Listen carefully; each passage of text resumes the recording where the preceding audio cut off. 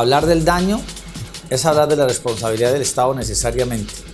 ¿Por qué? Porque no hay responsabilidad del Estado sin que exista el daño. El daño es la afrenta, la lesión, la herida que se le causa a una persona, bien sea en su integridad o bien sea a un bien mueble o inmueble. La razón de ser de toda responsabilidad del Estado es el daño. Desde luego hay tratadistas internacionales como nacionales, los cuales nos hablan muy bien de qué es el daño. Se me ocurre Adriano de Cupis como tratadista internacional. En Colombia tenemos a Juan Carlos Henao y tenemos a Javier Tamayo Jaramillo. Pero cuando uno habla del daño, desde luego no podemos dejar de lado lo que es la reparación integral, y ya más adelante hablaremos lo que es el daño moral, lo que es el daño material, lo que es el daño a la vida de relación, lo que es el daño estético, lo que es el daño al buen nombre. Hablar de reparación integral, mucha gente piensa que esto es novedoso. Resulta que la reparación integral en Colombia, que es la razón de ser de la verdadera responsabilidad, porque lo que se pretende es dejar a la persona o a la víctima en las mismas condiciones en que estaba antes. Resulta que hasta el año 2007, el Consejo de Estado colombiano hablaba de indemnización, sin embargo nunca tocaba el tema de la reparación integral, a pesar de que ya habían múltiples pronunciamientos por parte de la Corte Interamericana de Derechos Humanos. Y si nos vamos a la legislación colombiana, está la Ley de Justicia y Paz, que habla de reparación integral.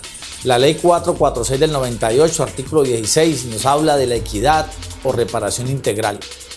Desde el año 2007, ya el Consejo de Estado, sección tercera, con ponencia del doctor Enrique Gil Botero, deja ya de lado la palabra indemnización para hablar de reparación integral.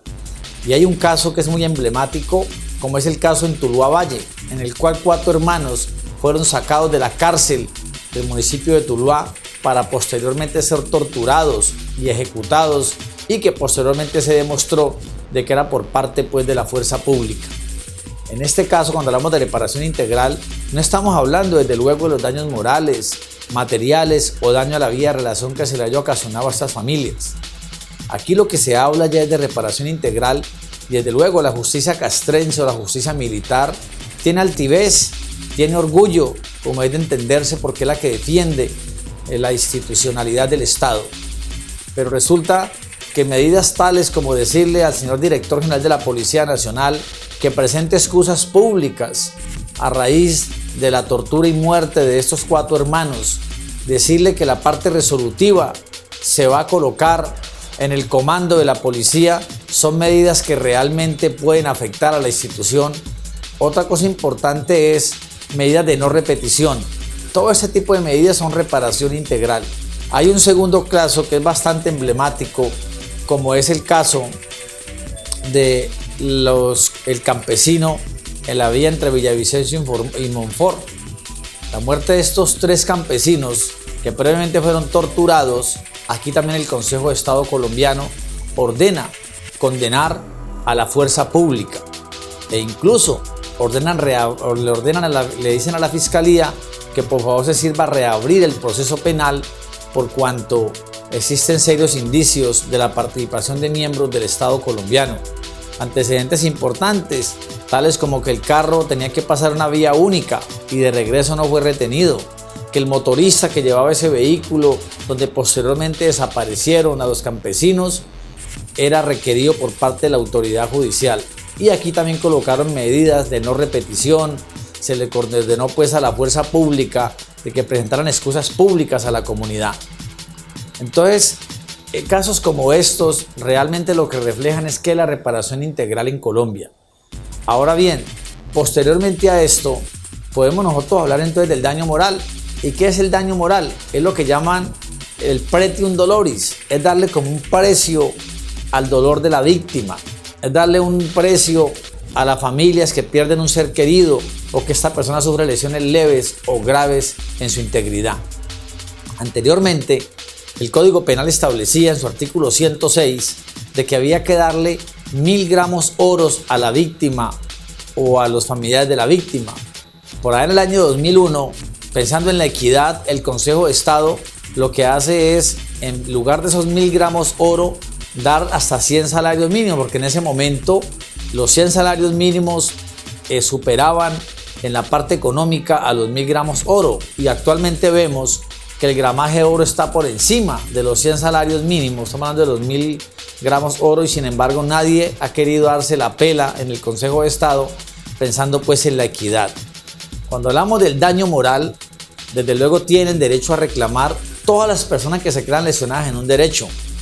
Aquí lo importante es hablar de legitimación, que no podemos olvidar de que nosotros nos hemos nutrido en la justicia contenciosa administrativa del derecho civil colombiano. Pero, por fortuna, la jurisdicción contenciosa administrativa ha avanzado a pasos agigantados en materia de daños. Aquí hasta un amigo puede demandar por la muerte de un amigo. Si una persona está a puertas de contraer matrimonio y fallece la compañera o el compañero, este o esta tienen derecho a demandar por la muerte o lesión del que iba a ser su futura esposa o esposa por género. No podemos dejar de lado desde luego a los ascendientes, a los descendientes, a los hermanos o colaterales, a los abuelos. Todo este componente, hermanos, tienen derecho a 50 salarios mínimos actualmente por la pérdida o lesión grave de un ser querido. Mientras que los padres, los abuelos, la esposa, los hijos, tradicionalmente se respetan los 100 salarios mínimos para cada uno por el daño moral. Pero tenemos que tener en cuenta que no hay una medida exacta, es decir, se habla de que 100 salarios mínimos sería el tope, el techo, pero realmente nosotros vemos de que hay jueces o magistrados del mismo Consejo de Estado de que pueden dar un valor superior en aquellos casos que realmente son excepcionales o dramáticos para la familia. Piénsese, por ejemplo, en la muerte de un hijo único, ese ser querido que desaparece por culpa del Estado colombiano. Podríamos tranquilamente darle un nivel superior, darle un reconocimiento superior en salarios mínimos por tratarse de una situación especial. Ahora bien, si yo hablo del daño material, nosotros aquí estamos hablando del daño emergente y el lucro cesante. Daño emergente es lo que se causa en el momento, ejemplo, gastos médicos, gastos hospitalarios, gastos funerarios. Por ejemplo, alguien que sufre una lesión y requiera irse para el exterior para restablecer su salud, eso es un daño emergente. Piénsese, por ejemplo, una persona que quedó en silla de ruedas, quedó minusválido, quedó paralítico. El acondicionar su cama, el acondicionar un vehículo para que él pueda transportarse, eso es un daño emergente. El lucro cesante es lo que la persona deja de percibir desde el momento de la lesión o la muerte hasta que tristemente le llegue pues el fallecimiento. La jurisprudencia ha avanzado en este aspecto, y es que nosotros no podemos promediar la vida de todas las personas como echándolas a todas dentro de un costal. Aquí tenemos que tener en cuenta la condición física, la condición emocional o psíquica, el aspecto patológico de cada persona, y será el Instituto de Medicina Legal el que determine cuál es el promedio de vida de cada persona para que de acuerdo a esto Entemos pueda hacer la correspondiente indemnización por lucro cesante. ¿En qué hemos avanzado también? Que anteriormente, cuando una persona moría, se le descontaba el 25%, que es lo que se presume que él iba a destinar para su sustento personal. Hoy en día la jurisprudencia ha avanzado tanto que ese 25% que se les contaba a la viuda o al viudo o a los hijos regresa nuevamente por concepto de prestaciones sociales. Lo otro, en cuanto a los hijos menores de edad, se sigue calculando hasta los 25 años de edad que se presume que ellos van a seguir estudiando. Ahora no podemos nosotros calcular un lucro cesante teniendo en cuenta lo que la persona gana, no, es con cuánto ayudaba allí dentro del matrimonio. Todos esos aspectos son importantes para determinar un lucro cesante, y en el cual a través de un informe de contadores o a través de unos peritos auxiliares de la justicia entramos a determinar cuánto hay lugar a reconocer por concepto de lucro cesante. Para eso se utilizan unas tablas matemáticas o tablas de Garufo. También podríamos decir que ninguna persona es improductiva cuando hablamos de mayores de edad, porque lo que se presume es que si una persona no está trabajando, el juez administrativo va a reconocerle un salario mínimo, parte de esa base. Si es una profesión liberal, estaríamos hablando de 2 salarios mínimos. Igual, como lo dije hace un momento, a los contadores no se les va nada. Es decir, con base en las declaraciones de renta, en base a todo lo que él producía, entramos a hacerle un reconocimiento de lucro cesante. Hay otro daño muy importante dentro del derecho positivo colombiano, que hablamos del famoso daño a la vida de relación. La jurisdicción contenciosa administrativa fue la primera en reconocerlo. Por ahí en 1993 se empezó a darle el daño fisiológico. Y el daño fisiológico es lo que impide el goce de vivir, es lo que impide que yo desarrolle actividades que hacen placentera la existencia mía en la tierra, que es lo que a mí me gusta, ver, hacer deporte, cualquier actividad que es lo que realmente me satisface como persona. Pues bien, ese daño fisiológico anteriormente solamente tenía derecho a reclamarlo la víctima directa. No tenían derecho a reclamarlo ni su esposa, ni sus hijos, ni sus padres, ni sus hermanos. Por fortuna, en el año 2001, el Consejo de Estado, con base en el fallo Paul de Francia, en el cual una niña quedó en estado parapléjico, entonces su padre demandó y allá le reconocieron tanto a él como a la niña. El Consejo de Estado colombiano toma como referente esa jurisprudencia de Francia y empiezan a hablar aquí del daño a la vida de relación, en el cual se le da la oportunidad a que entre a demandar no solamente la persona que sufre el daño, sino su entorno familiar, su entorno social. En ese orden de ideas, el Consejo de Estado va más allá y dice que incluso si una persona muera, los hijos tendrán derecho a daño a la vida de relación. ¿Por qué? Por la falta de acompañamiento, por la pérdida de ese ser querido, estamos hablando de un daño a la vida de relación. La jurisprudencia ha sido unánime y ha reconocido hasta 400 salarios mínimos para cada uno por este concepto, repito, aún así la persona haya muerto. Hay otro daño que es importante hablar, como es el daño al buen nombre. Es todo lo que a veces los medios de comunicación hacen calumnias injuriosas, utilizan calificativos en contra de la persona, hablan de una presunción y ahí lo que atacan es el buen nombre de las personas. Hay un referente jurisprudencial muy interesante de una masacre que se perpetró en Caloto, Cauca, en el cual el DAS de la época suministró la información y así fue como los medios de comunicación atacaron a esta persona. Tan es así que hasta le apedrearon su casa. Él le tocó irse de ese municipio porque lo iban a matar. Con el tiempo, el DAS ofreció disculpas diciendo que se había equivocado en la información que habían suministrado. El Consejo de Estado 9 años después saca una sentencia en el cual no ordena rectificación. ¿Por qué? Porque han pasado demasiado tiempo y en ese interregno, de pronto 9 años terminan haciéndole más daño que el que causó. Entonces consideran que lo más apropiado es hacerle un reconocimiento del daño que se le haya ocasionado. Hay otro referente importante que es el daño estético, que realmente la jurisprudencia no lo ha querido reconocer actualmente y tenemos que separarlo del daño moral. Tenemos que separarlo del daño a la vida de relación como daño inmaterial porque es totalmente distinto.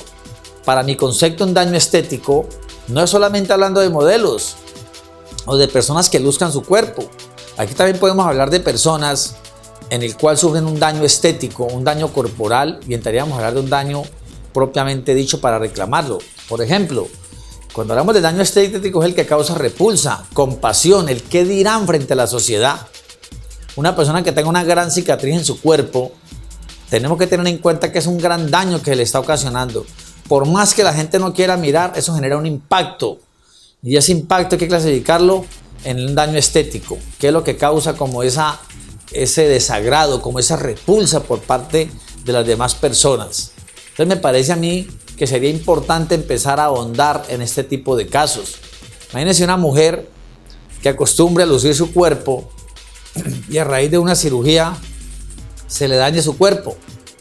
Desde luego, allí pueden hablar de ¿qué? De un daño estético. O cualquier persona, por género, un hombre, que no necesariamente sea un modelo o un stripteasero. Si le ocasiona un daño estético, tiene derecho a reclamarlo, separándolo, repito, de los demás daños. Yo considero que se podría entrar a hacer un reconocimiento por parte de los jueces hasta de 100 salarios mínimos por este concepto. El Consejo de Estado colombiano también ha empezado pues a hablar de una responsabilidad jurídica en el campo del daño moral. Hasta hace poco, ahora en marzo o abril, el Consejo de Estado colombiano, con ponencia de la doctora Gladys Agudelo Ordóñez, magistrada sección tercera del Consejo de Estado, empezó a reconocer el daño moral frente a las personas jurídicas. Es una situación bastante importante. ¿Por qué? Porque las personas jurídicas no tienen aflicción, no tienen dolor, no tienen sentimientos. Pues bien, unos indígenas cuyo nombre se llama La Sortija, murió un indígena por culpa del Estado y aquí le reconocen 100 salarios mínimos por la muerte de este indígena a la asociación indígena. Es importante, ¿por qué? Porque le reconocen este daño por la pérdida de ese ser querido. Y me parece que es una jurisprudencia bastante interesante dentro del derecho positivo colombiano.